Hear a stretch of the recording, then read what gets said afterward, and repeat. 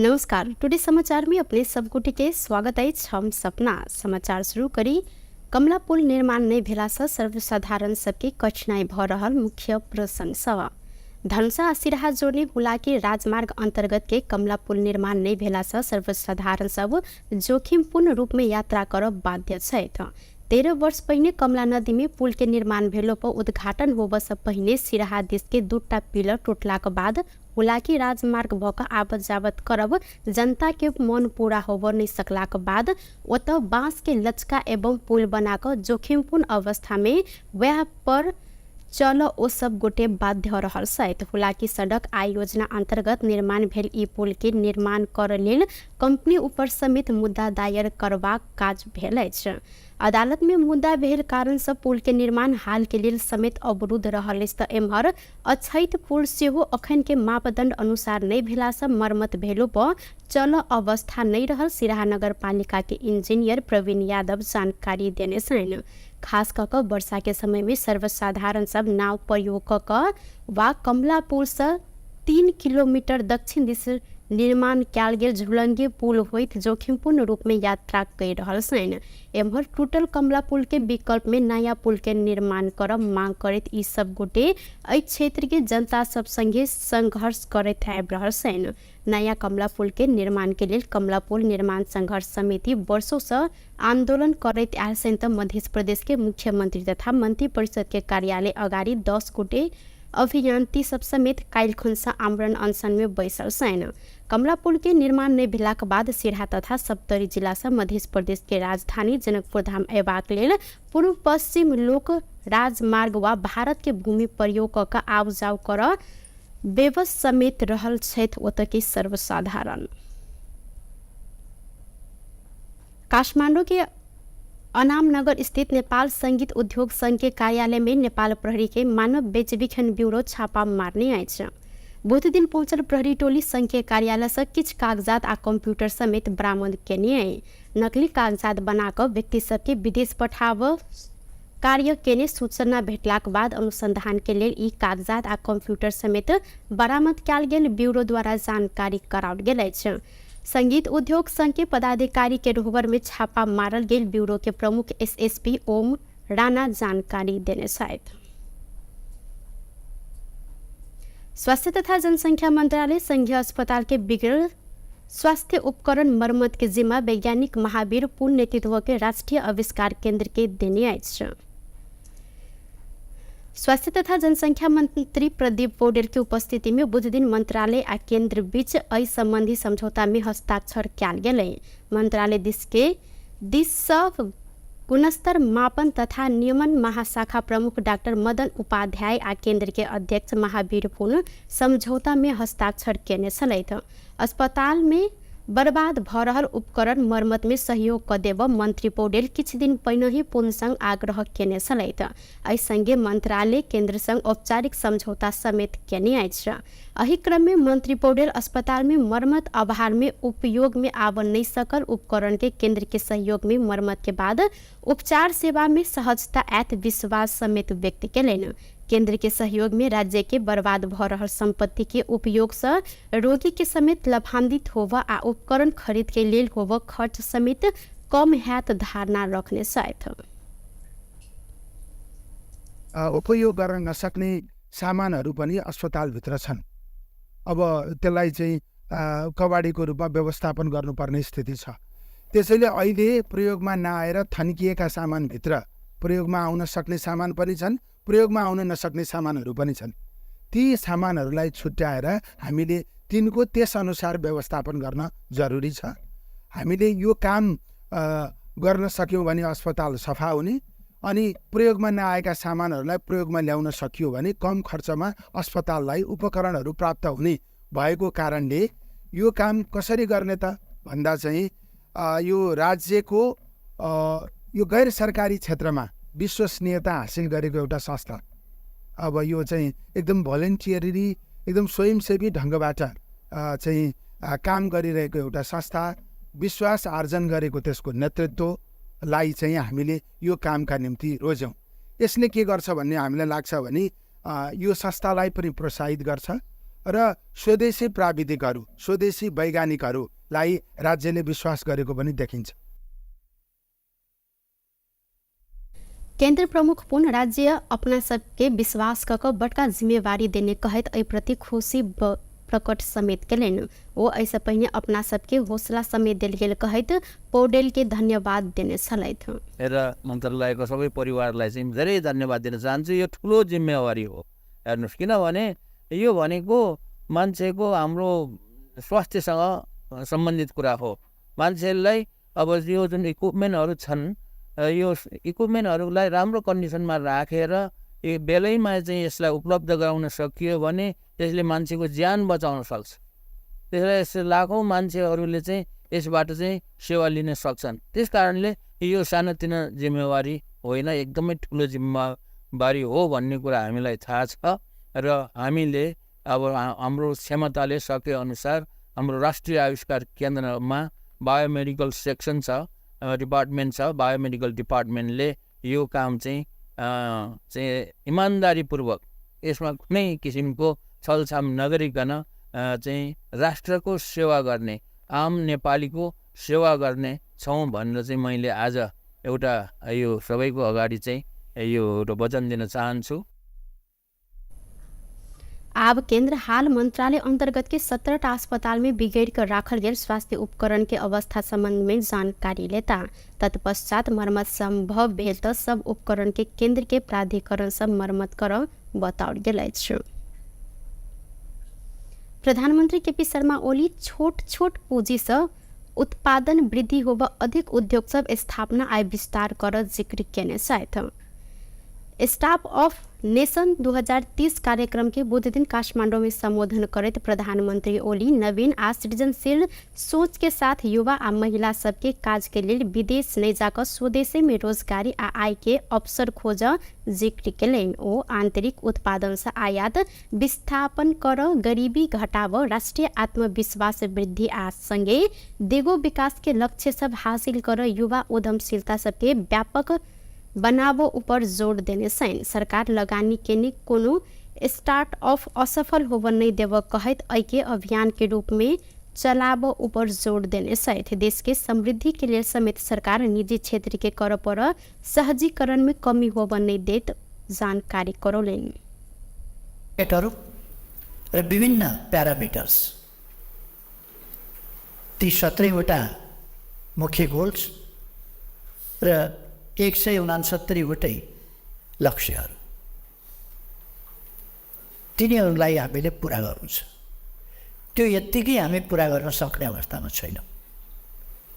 त्यसकारण हामीले स्टार्टअपलाई जोड दिएर अगाडि बढाउनु पर्नेछ। हामी अल्प विकसितबाट विकासशील र मिडल इन्कम कन्ट्रीको रूपमा आफूलाई रूपान्तरण गर्न खोज्दैछौँ, स्तरोन्नति गर्न खोज्दैछौँ। यत्तिकै त त्यो स्तरोन्नति हुँदैन। स्तरोन्नति भनेको खल्तीमा पैसा चाहियो नि, जनतासँग इन्कम हुनु पऱ्यो नि। त्यो इन्कमको स्थिति बनाउनका लागि यत्तिकै त हुँदैन। सबभन्दा सहज बाटो के होला त यस्ता स्टार्टअपहरू हामीले सहकारीका माध्यमबाट यी चिजहरू गर्न खोज्यौँ। सहकारीमा गैर सहकारी तत्त्वहरू, ठग तत्त्वहरू सहकारीमा, केही सहकारीमा प्रवेश गरे। सहकारी अचानक ठुला भए र सहकारीको उद्देश्य सहकारीका मूल्य मान्यता अनुसार ती चलेनन् र सम्पूर्ण सहकारीप्रति जनताको एक ढङ्गको विश्वास कमजोर हुने खालको स्थिति। हुन त हजारौँ सहकारीहरूमध्ये केही सहकारी सरकारले समस्याग्रस्त भनेर 29वटा कति घोषणा गरेको छ, क्या कति 100वटा जति सहकारी त अलिक अप्ठ्यारोमा परेका हुन्। अप्ठ्यारोमा पारिएको छ त्यसलाई।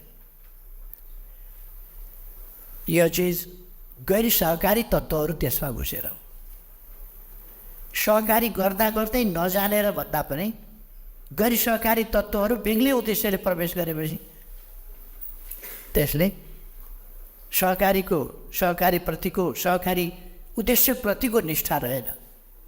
सहकारीको उद्देश्यप्रति बेइमानी गर्ने ढङ्गले केही मान्छेहरू प्रवेश गरे।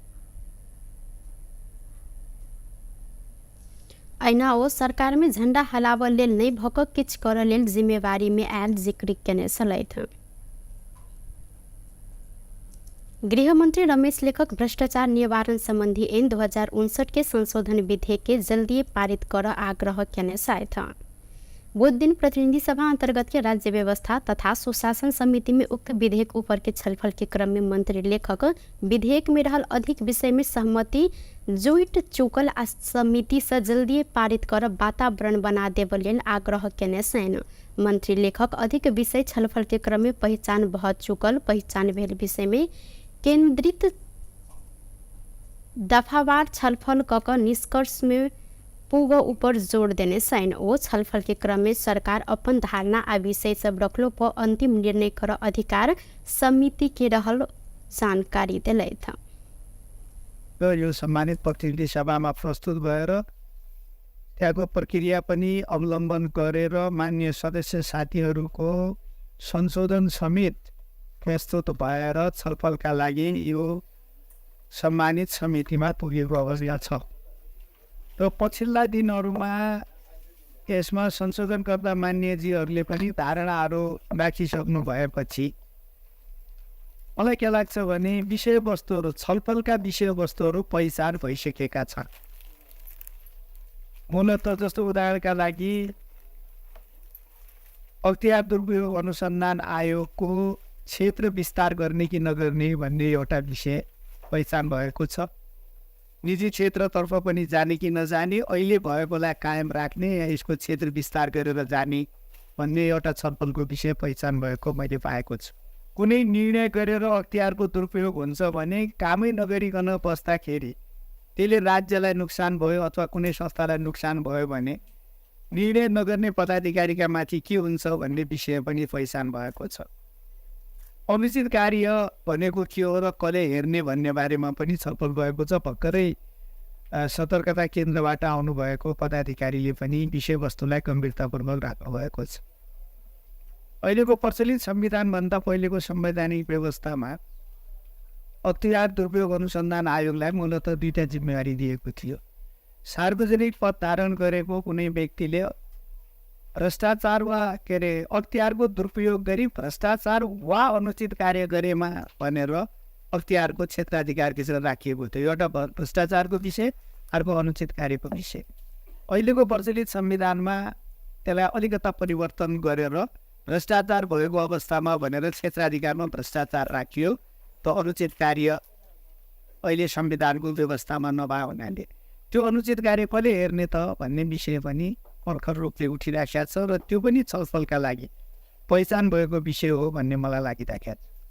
अनुसन्धान वो ऐसा पहले सार्वजनिक पद धारण केने कोनो व्यक्ति भ्रष्टाचार वा अख्तियार के दुरुपयोग क भ्रष्टाचार वा अनुचित कार्य केलेन त अख्तियार क्षेत्राधिकार भीतर राखल गेलो पर अखन संविधान में भ्रष्टाचार के विषय मात्रै उल्लेख रहल जिक्र केलेन। ओ अय अवस्था में अनुचित कार्य के विषय के केना क देखल जाए प्रश्न समेत उठाउने छलैथ। सहकारी संस्था बचत रकम दुरुपयोग संसदीय छानबीन विशेष समिति कुमारी सेविंग एंड क्रेडिट कोऑपरेटिव के संचालक संग पूछताछ केलक अछि। सिंहदरबार में बुध दिन बैसल समिति बैसार से कुमारी सेविंग एंड क्रेडिट कोऑपरेटिव के संचालक सूर्य ध्वज न्योपाने संग पूछताछ केने। काठमांडू के चाभिल स्थित मित्र पार्क में अवस्थित कुमारी सहकारी ऐसा पहले समस्याग्रस्त घोषणा समिति कैल गेल छल। संगे बुध दिन समिति सोसाइटल बचत तथा ऋण सहकारी संस्था के संचालक रामचंद्र शर्मा संग समेत बयान लेने आए। सोसाइटल सहकारी छानबीन समिति के कार्यादेश के अनुसूची के 11 नंबर में रहल अछि।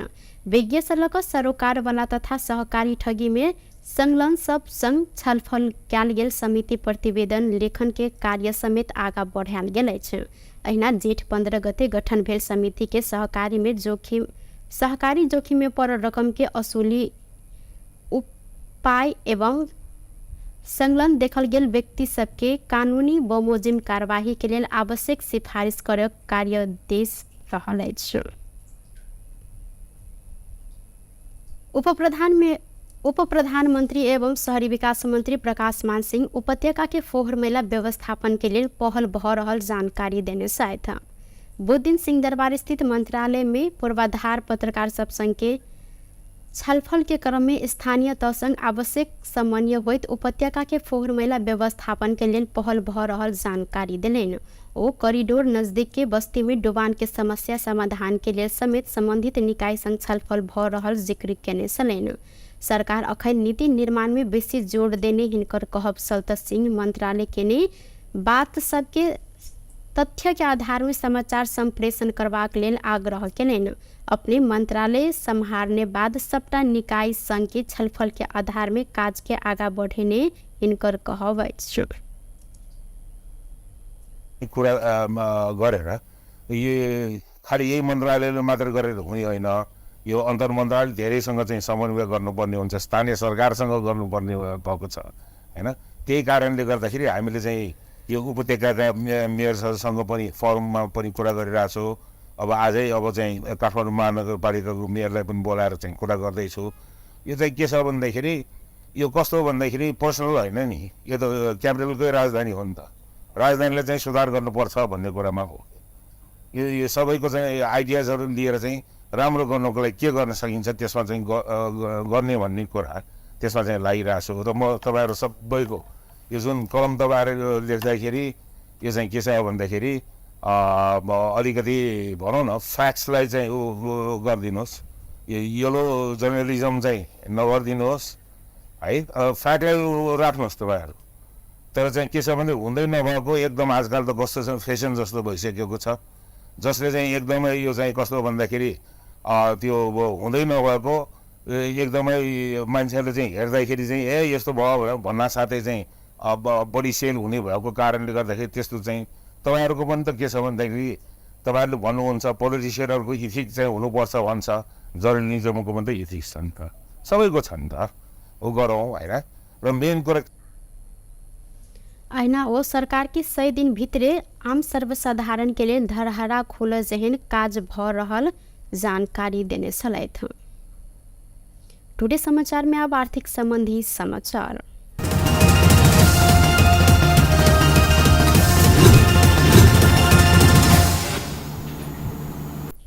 नेपाली बजार में सोन के दाम आई ऐतिहासिक रिकॉर्ड कायम केलक अछि। नेपाल सोनचानी व्यवसायी महासंघ आई सोन प्रति तोला 800 रुपया से बढ़ल जानकारी देने आई। महासंघ के अनुसार आई छापावाल सोना प्रति तोला 1,53,000 रुपया में कारोबार भ रहल अछि। ई अखन धरि के सबसे बेसी महग रहल अछि। रवि दिन 1,52,600 में कारोबार भे सोन आई नया रिकॉर्ड कायम केने आई। अहिना मंगल दिन छापावाल सोन प्रति तोला 1,52,200 में कारोबार भेल त आई चांदी से 25 रुपया से बढ़ कर 18 से 35 रुपया में कारोबार भ रहल महासंघ जानकारी देने अछि। टुडे समाचार में अब अंतर्राष्ट्रीय संबंधी समाचार।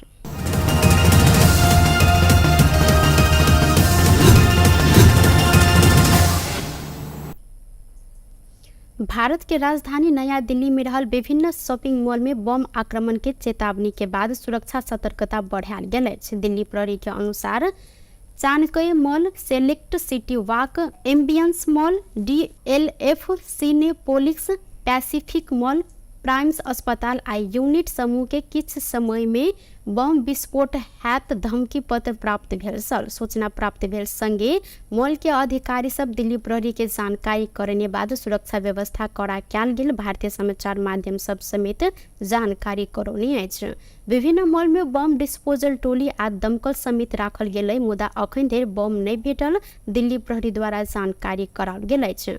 धमकी पत्र प्रहरी में आयल जानकारी भेटल संगे आधार बनाकर घटना के संबंध में अनुसंधान समेत भ रहल अछि। ऐसा पहिने गुरुग्राम के एम्बियंस मॉल में समेत अगस्त 17 तारीख में बम आक्रमण के धमकी देल गेल छल, मुदा खोजी के क्रम में कोनो संदिग्ध वस्तु नहीं भेटल बाद ई समाचार गलत रहल गुरुग्राम प्रहरी द्वारा जानकारी कराओल गेल अछि। इराक में एशिया मुस्लिम धर्मावलंबी के धार्मिक अनुष्ठान के लिए जा रहल बस दुर्घटना भेला से 35 गोटे पाकिस्तानी तीर्थयात्री के मृत्यु भेल अछि। पैगंबर मोहम्मद के नाती इमाम हुसैन के शोक के 40वें दिन के अवसर में मनायल जाए वाला शिया धर्मावलंबी सबके महत्वपूर्ण धार्मिक अनुष्ठान अरबेन स्मृति समारोह में भाग लेब पाकिस्तानी तीर्थयात्री सब ईरान जा रहल समय यह दुर्घटना भेल अछि। मंगल दिन राति करीब 51 गोटे पाकिस्तानी तीर्थयात्री चढ़ल एकटा बस मध्य प्रांत याजद के देश हिर ताफ्त सुरक्षा जांच केंद्र अगाडि पलटलाक बाद आगि लगी भेल ईरान के एकटा राष्ट्रीय टेलीविजन द्वारा जानकारी समेत करायल गेल अछि। बुध के भिनसर धरि 35 गोटे के मृत्यु भेल आ 15 गोटे से अधिक घायल रहल अछि तऽ ईरानी टेलीविजन समाचार में उल्लेख समेत केलक अछि। याजद प्रांत के संकट व्यवस्थापन प्रमुख अली मालिक जाहेद घायल सबके अवस्था गंभीर रहल संगे मृतक के संख्या थप बढ़ सकत अनुमान समेत कयल गेल अछि। व्यस्त टुडे समाचार अखन के लेल एतबा। पुनः दोसर समाचार लऽ कऽ उपस्थित हेबेटा करब। तखन देर के लेल हम सपना विदा मांगै छी। देखैत रही टीवी टुडे जनकपुर। नमस्कार।